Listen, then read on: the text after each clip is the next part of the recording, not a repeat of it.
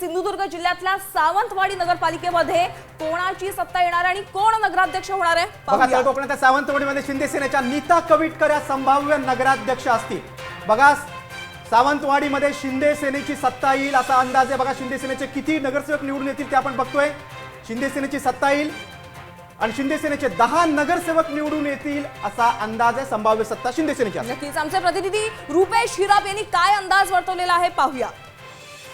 सावंतवाडी नगर परिषदेमध्ये भाजप आणि शिंदे शिवसेना अशा दोन पक्षामध्ये कडवी लढत आहे। या ठिकाणी आताची परिस्थिती पाहता भाजपला संधी कमी आहे आणि शिंदे शिवसेनेचे जे उमेदवार आहे नीता कविटकर यांना संधी जास्त आहे। कारण की इथले जे स्थानिक आमदार आहे दीपकभाई केसरकर यांचे या ठिकाणी वर्चस्व आहे। त्यांची या शहरातील वोट बँक आहेत ती एक ठराविक वोट बँक आहे। त्यामुळे बहुतेक जे मतदार आहेत ते दीपकभाईंच्या पाठीशी म्हणजे थोडक्यात म्हटलं तर उमेदवार जे आहे नीता कविटकर यांच्या पाठीमागे राहू शकतात। त्यांना फायदा होऊ शकतो आणि यामध्ये त्यांची सीट या ठिकाणी येऊ शकते, ते विजयी होऊ शकतात।